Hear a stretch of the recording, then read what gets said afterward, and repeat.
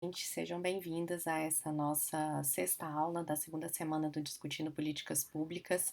Nessa aula, a gente vai discutir, vai conhecer algo essencial para a construção de políticas públicas no Brasil, que é o nosso indicador maior, que é o censo brasileiro.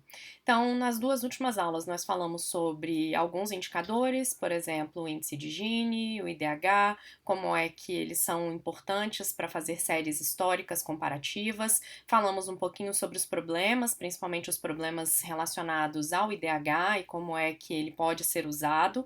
E nós temos aqui no Brasil, atualmente, uma grande discussão sobre o censo. Na última semana, aqui desse ano de 2019, foi anunciado pelos ministros, né, pelos decisores políticos, que o censo vai passar por uma reformulação, e isso significa uma perda de alguns tipos de pergunta, especialmente referem a aluguéis, né, se referem às condições de moradia, e também boa parte dos dados que se referem à saúde sexual e reprodutiva de mulheres, como acesso aos serviços de saúde, quantidade de acesso a métodos contraceptivos, tudo isso vai sair do censo e tinha sido uma adição no censo de 2010. Então, o censo de 2020 não vai passar pela mesma quantidade de perguntas. Isso acontece por quê? Por uma decisão relacionada a cortes orçamentários, mas também por uma decisão política sobre quais são os dados relevantes para formular políticas públicas no Brasil e qual é o papel do censo populacional. Diante disso, eu queria trazer um pouquinho aqui para vocês a própria história do censo e a história do censo brasileiro e o porquê que é uma das ferramentas mais relevantes da formulação de políticas públicas que a gente tem.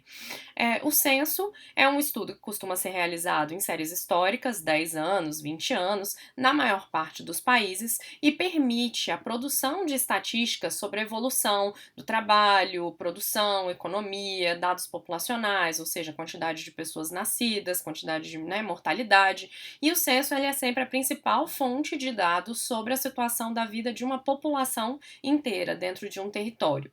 As informações que são coletadas definem as políticas públicas no Brasil no nível tanto nacional, estadual e municipal, porque o censo ele é bem complexo aqui, ele não se refere só a dados nacionais. E os resultados também ajudam a iniciativa privada, aquele setor social que é o mercado, a tomar decisões sobre investimentos. O primeiro censo do mundo foi elaborado pelos chineses e romanos, e eles já tinham um objetivo que é um pouco diferente do objetivo que a gente tem hoje, que é o recrutamento militar. Então, saber quem morre e quem nasce, para falar, né, quem são as pessoas que devem ser recrutados para o exército, e um objetivo fiscal, que era a cobrança de tributos, o que também era muito comum ali, se a gente lembrar um pouco da formação dos estados modernos, a relevância que se tem tributária, logo desenvolvimento de ferramentas que são capazes de melhorar essa coleta e controlar essa coleta de tributos, além do mais, controlar também os gastos. A China foi a primeira a fazer um recenseamento da população e das lavouras cultivadas, e na era moderna, né, depois de 1789, França, Alemanha e Inglaterra, que também coincidem com alguns dos estados modernos iniciais. No o censo brasileiro, se vocês derem uma olhada aqui, eu coloquei a série só de dados populacionais, só a quantidade de população entre 1872, que foi o primeiro censo no Brasil, e 2010, que foi o nosso último censo.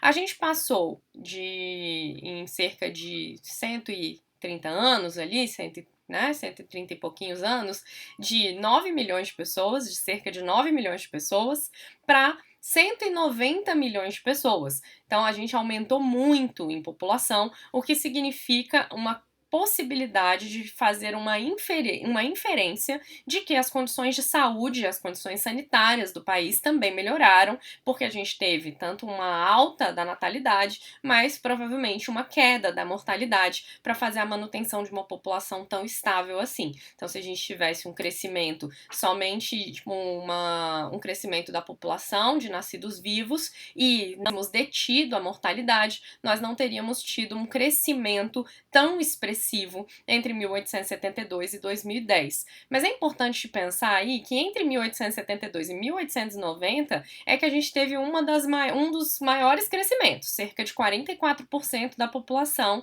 em relação, né, ao crescimento da população no período. E o ano em que a população mais cresceu, a série histórica, na verdade, a década em que a população mais cresceu, foi ali em 1920, foi quando foi coletado. Então, as 2 décadas, entre 1900 e 1920, quando a população cresceu 75,6%. O que é importante a gente saber sobre o censo brasileiro? Quais são as disputas que estão colocadas no nosso cenário? O primeiro censo foi esse de 1872. Antes disso, os dados do Brasil, principalmente ali no período colonial, eram o que a gente chama de dados secundários. Quem fazia essa coleta não era o próprio Estado. Quem fazia a contagem populacional eram as igrejas, e o Estado pegava esses dados de nascidos vivos e de mortos, batismos, casamentos, e fazia essa estimativa. Então, em 1500, a estimativa da população do Brasil era de cerca de 15 mil, e isso foi aumentando até 1872, como vocês podem ver. O que é importante aqui? Em 1872, a gente eram 16 anos antes da abolição da escravatura, era um período do Império Brasileiro e de uma disputa, de uma intensa disputa entre os valores imperiais e os valores republicanos. O censo é feito num momento de modernização do Estado e modernização das sociedades, seguindo o exemplo, o nosso imperador na época, ele segue o exemplo de outros países, como os Estados Unidos, para dizer que uma sociedade moderna é essa que faz estatística, que é essa que conhece a sua própria população. E esse primeiro censo tem como característica incentivar um conhecimento e a produção de uma identidade nacional, dizendo então que o Brasil se a si e tem uma certa identidade, mas também tinha um objetivo econômico interessante. Já se discutia, claro, no âmbito nacional e internacional, a abolição da escravidão. E, aos poucos, a pressão sobre esse modo de produção estava acontecendo para ser finalizado, para que esse modo de produção servil fosse finalizado. E aí, o que acontece é, nesse censo, a primeira vez o cálculo da quantidade de pessoas, não só as pessoas que eram consideradas livres, mas também as pessoas consideradas escravizadas. E aí, Estado Civil, instrução, profissão, passaram a ser elementos a serem contados nesse censo. Inclusive, para dar a entender qual era a quantidade de tempo que poderia levar para que o Brasil abolisse de fato a escravidão, se não fosse pela via da finalização, né, como foi em 1888. O recenseamento, então, em 1872, cumpriu um papel importante para determinar qual era o tamanho da população escravizada, esse tempo que levaria para tirá-la dessa condição. A ficha de informações tinha nome, cor, idade, estado civil, lugar de nascimento, nacionalidade, profissão, religião, instrução e também um campo de observações. Todos os dados da família deveriam ser contados nesse formulário.